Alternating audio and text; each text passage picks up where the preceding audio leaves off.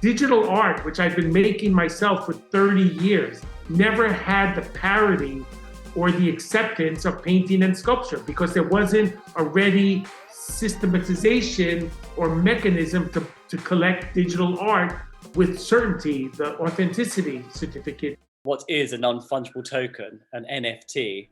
They are a unique digital certificate that essentially identifies or points to a digital asset that is associated with that NFT.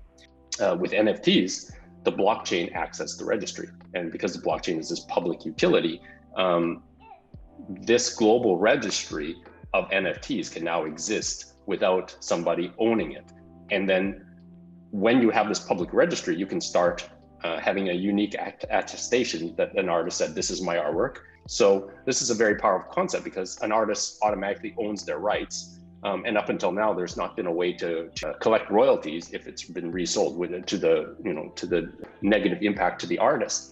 And with blockchains, you can actually encode all this stuff. People can buy an NFT, so they say they have a unique digital artwork.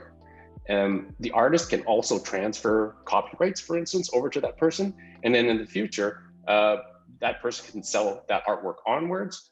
And that type of scarcity is enforced also on the blockchains. When you buy an artwork, whether it's for $50 or $50 million, generally you get an invoice, which is a piece of paper, and that's it. So there's if you talk about one of the easiest ways for fraud, you can talk about how you can manipulate the provenance of a given artwork. How much fraud in the art world could be stopped altogether if there was a central database? There are some question marks that I would have around, the creation ownership of NFTs, partly because of the protection for artists, collectors, and other IP owners, because the terms and conditions that surround the creation of an NFT, the terms and conditions that exist on the platforms where you would mint and offer for sale your NFT are quite onerous, and they don't really work in favor of the artists, the collectors, or general intellectual property owners, the creators. They largely are written to protect those platforms. The rise of cryptocurrency has fueled the NFT market. However, I believe it's now maturing, and I think that now that it has created a much broader dialogue in the art world generally, what we're seeing is that the market itself is maturing. NFTs are going to accompany digital artworks or artworks generally, and therefore there's going to be a maturity to the art world, and it's not going to be so linked to cryptocurrencies. So galleries and auction houses are inevitably going to be interested in it from the creative perspective, but also from the kind of the commercial perspective.